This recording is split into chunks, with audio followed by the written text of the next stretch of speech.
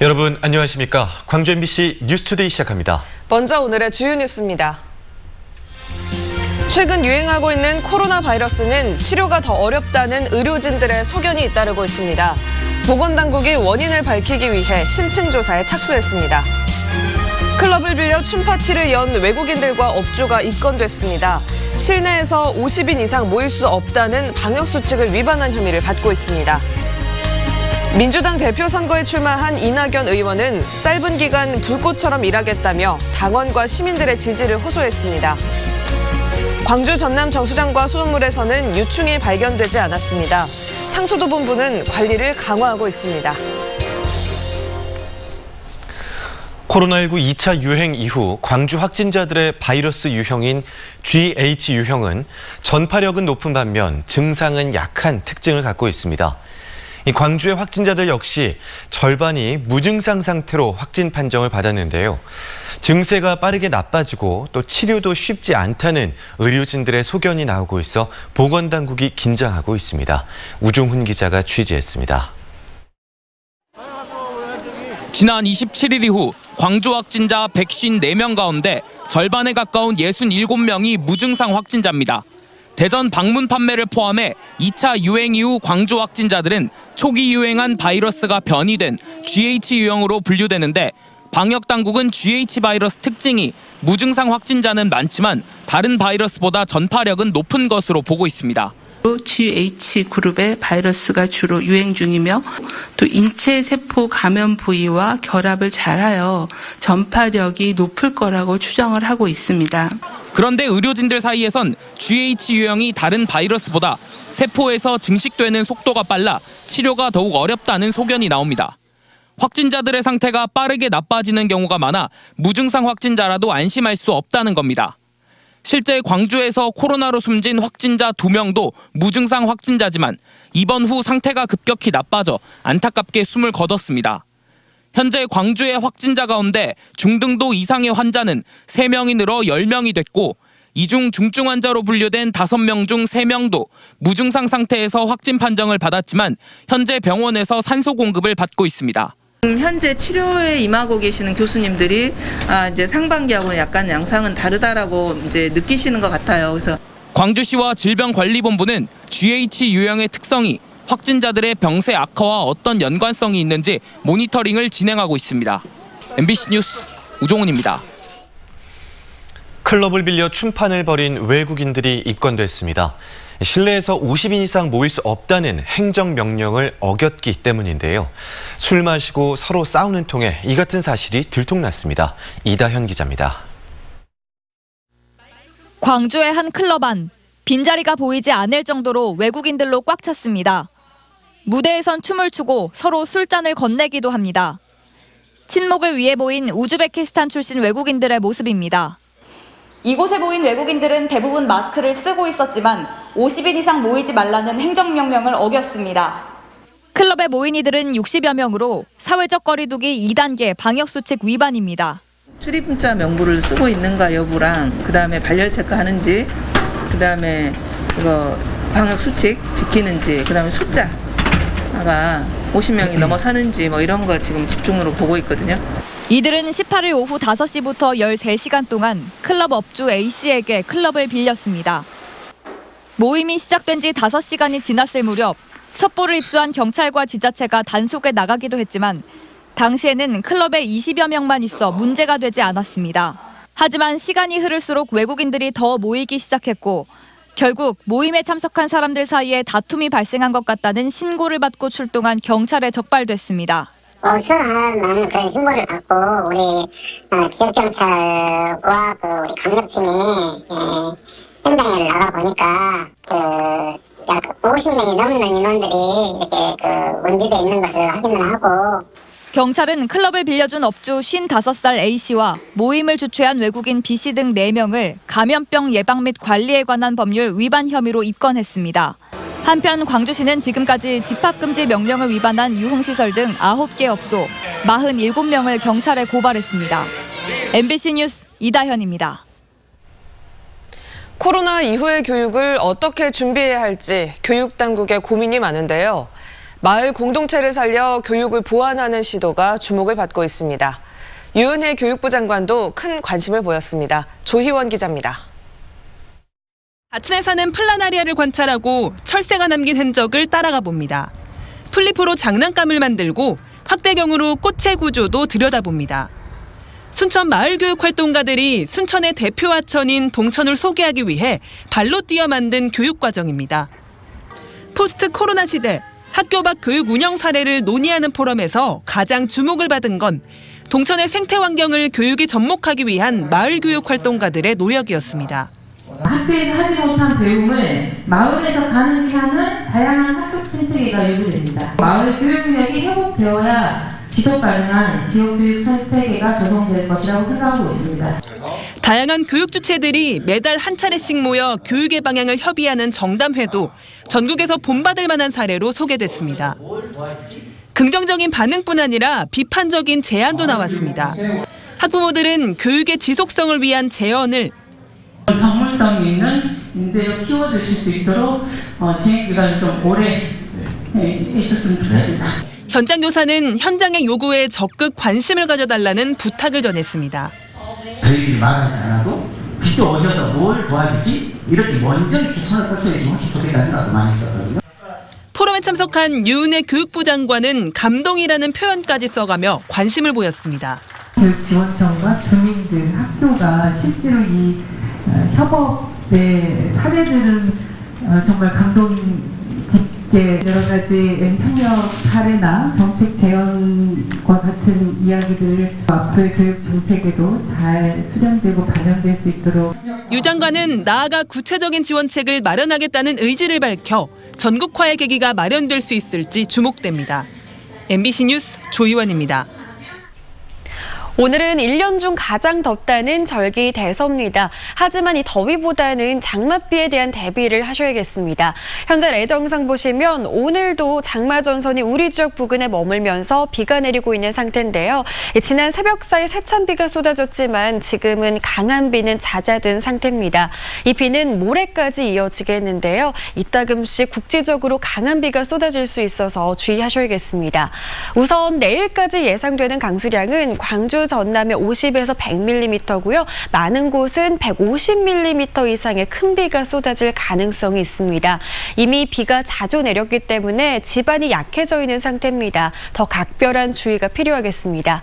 비가 내리고 날이 흐리면서 기온은 어제보다 더 낮겠습니다. 광주의 한낮 기온 26도로 어제보다 3도가량 낮은 기온이 예상됩니다. 날씨 정보였습니다.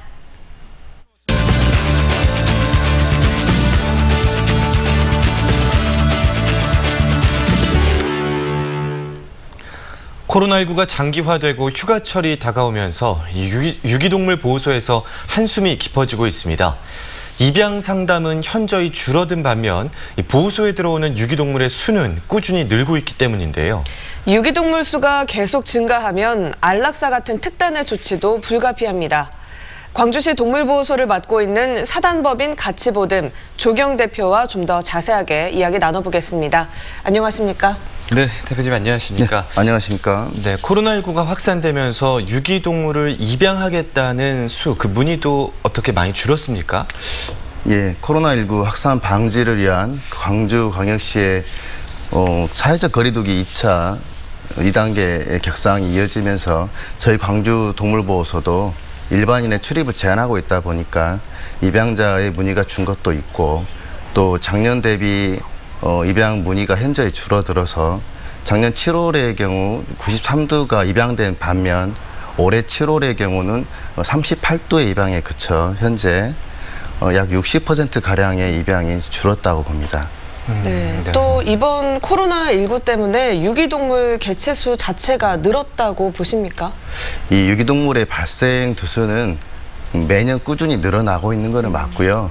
코로나19의 영향이 없지도 않다고 볼 수 있는 게 경제적인 어려움을 겪는 분들이 많아지면서 가장 먼저 포기할 수 있는 부분이 이 반려동물의 사육 부분이 될 수도 있어요.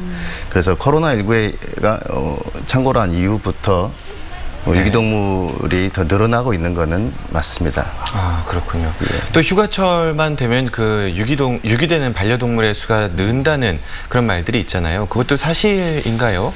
뭐 해마다 휴가철이 될 때마다 이런 같은 질문을 많이 받는데요. 네. 광주광역시는 관광지도 아니고 피서지가 아니다 보니까 광주광역시에 버려지는 유기동물이 그 시기에 특정해서 늘어나는 데이터는 좀 미비한 편이지만 전국적인 데이터를 볼 때는 그 시기에 집중적으로 한 20% 이상 휴가지나 피서지 또는 그 경유지에서 고의로 유기되는 경우가 집중적으로 발생합니다. 네, 그렇다면 이 유기동물 수를 줄이기 위해서는 어떤 대책 가장 필요하다고 보십니까? 유기동물이 해마다 늘어나고 있어서 네. 이 부분은 광주동물보호소가 설립 운영되고 있는 지가 올해로는 20년째입니다. 그동안의 추이를 쭉 보면 또 반려동물 천만 시대에 이르는데 수년이 지났지만 아직까지 유기동물의 문제가 해결되지 않는 걸 보면 이 시민들의 자정 능력 또 의식의 개선 등으로 우리가 기대할 수 있는 효과는 거의 뭐 어렵다고 보여지고요.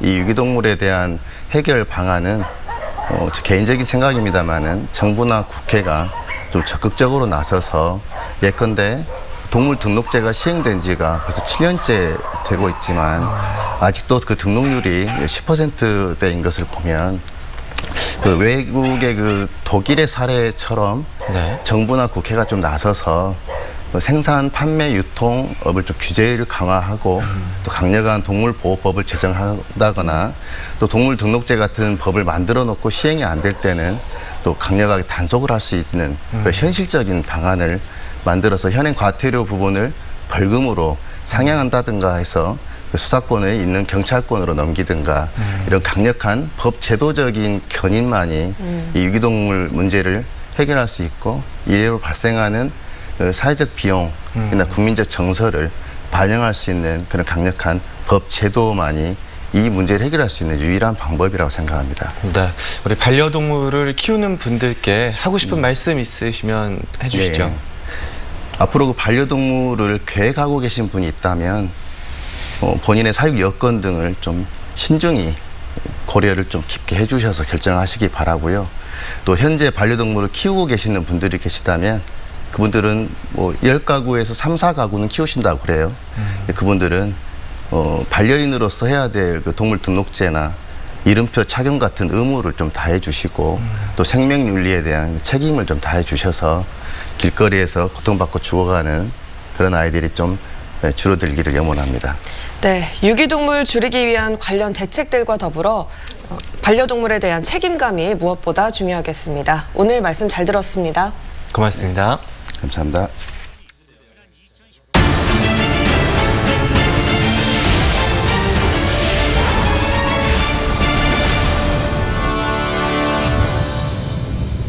더불어민주당 대표 경선에 출마한 이낙연 의원이 후보 등록을 마치고 광주를 찾았습니다.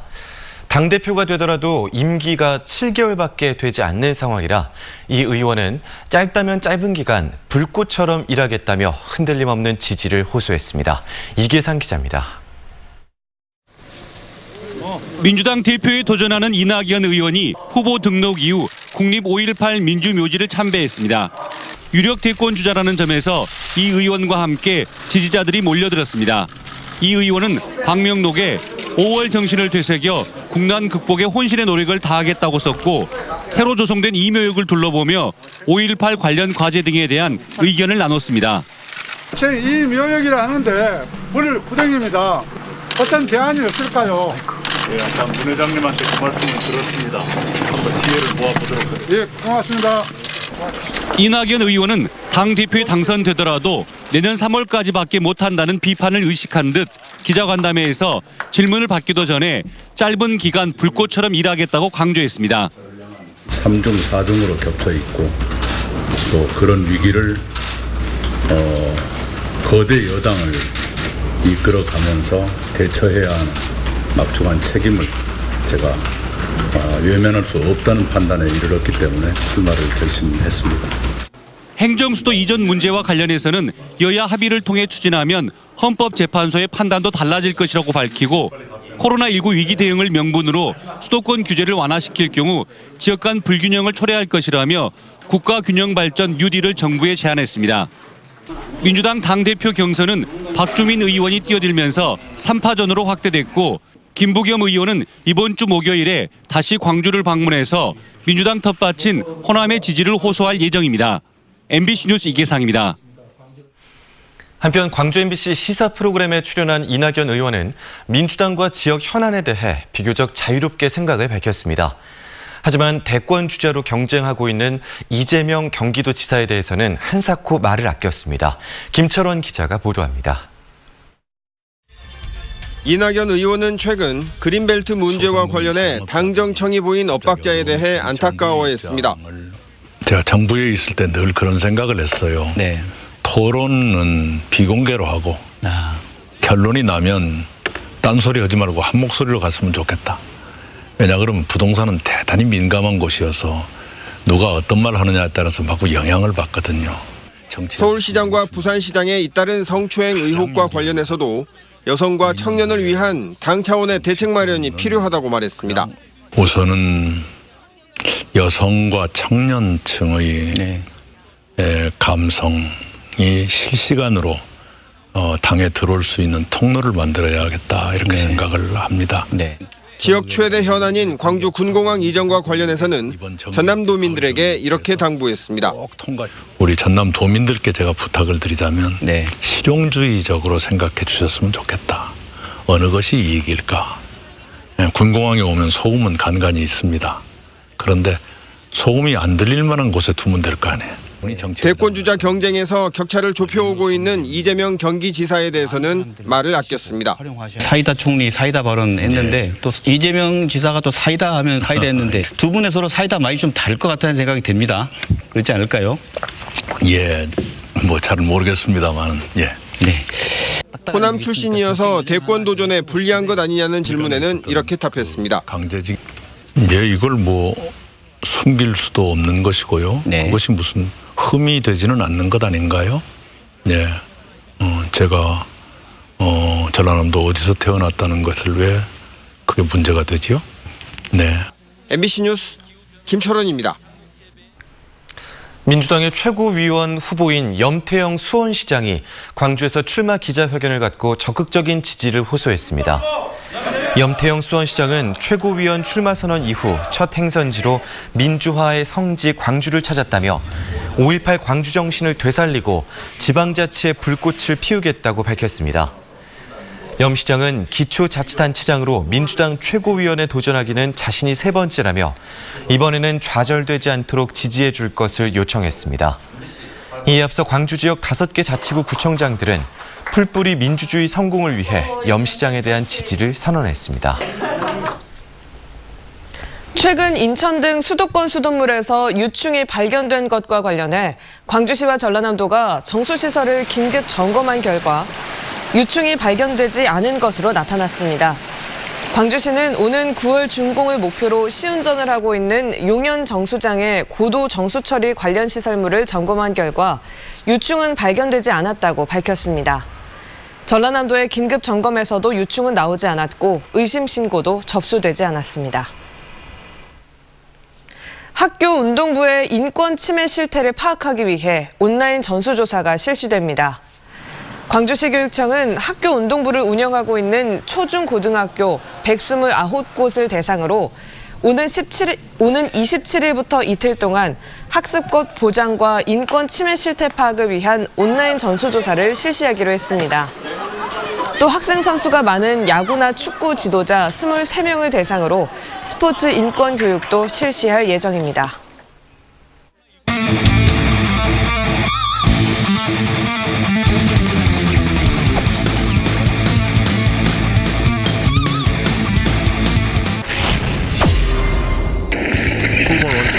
잘 받아친 타구가 중견수 앞에 안타가 됩니다. 적시타. 3루에 있던 터커를 불러들였습니다. 선취득점 기아 타이거스. 끌어당깁니다. 이 타구 유격수 킬 넘깁니다. 왼쪽에 안타. 3루주자 그리고 2루자까지 홈으로 불러드립니다. 이창진의 2타점 적시타. 7구 바깥쪽 볼넷입니다. 나지완 선수가 주자들을 밀어냅니다. 파울린 타고 오른쪽 높게 떠갑니다. 담장 쪽 담장 넘어갑니다. 김규성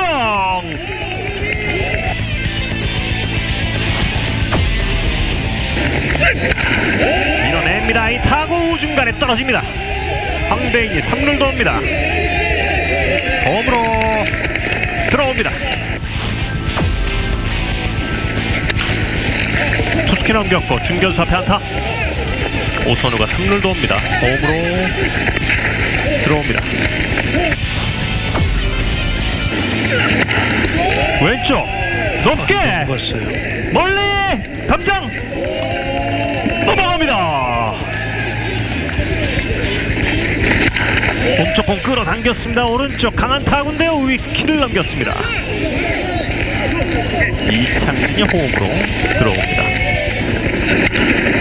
정은호의 타구 오른쪽에 높게 떴습니다. 우익수 뒤로 멀리 담장 넘습니다.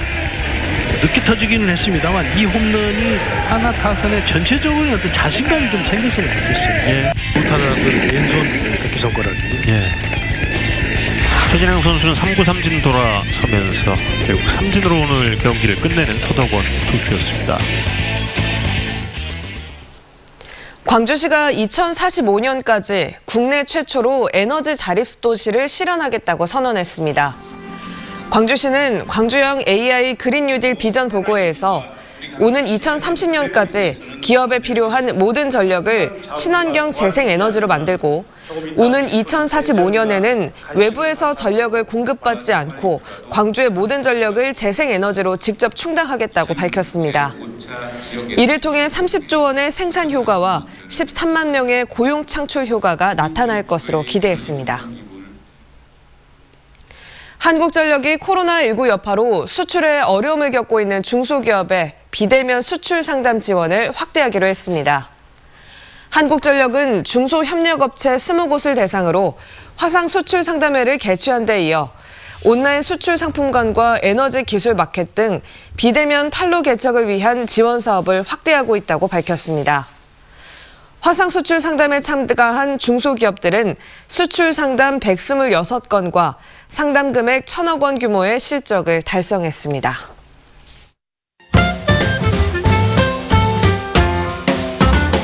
광주의 한 요양병원 직원 이대훈 씨가 지역에선 처음으로 2020 장애인 고용 촉진대회 대통령 표창을 받았습니다.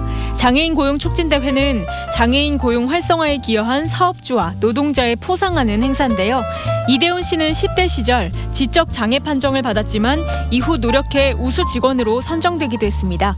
이 씨는 사회인식이 개선돼 더 많은 장애인이 일할 수 있으면 좋겠다고 소감을 밝혔습니다.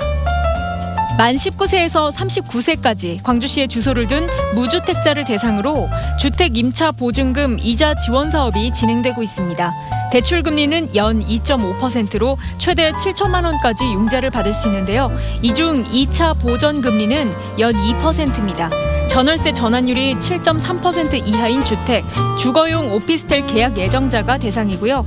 자세한 내용은 광주시 누리집에서 확인할 수 있습니다. 이번 주 토요일 광주FC의 새로운 축구 전용 구장이 공개됩니다. 새로운 구장은 만석의 규모로 경기장과 관중석이 가까워 현장감 넘치는 응원 분위기를 만끽할 수 있는데요. 전용 구장 내에는 클럽하우스도 있어 선수들에게도 더 나은 환경입니다. 축구 전용 구장에서의 첫 경기 25일 오후 8시 수원 삼성 블루윙즈와의 대결이 열립니다. 말레이시아의 아픈 역사와 광주 5월을 연결하는 전시 두 5월 김현희의 책 설계가 신세계 선희고운 치과 갤러리에서 열리고 있습니다. 전시장에선 작가의 의도를 담은 에세이 책과 아티스트 북 세트를 볼 수 있는데요. 광주 5월과 말레이시아의 5월을 주제로 한 에세이, 군홧바를 상징하는 그림을 책 작품으로 접할 수 있습니다.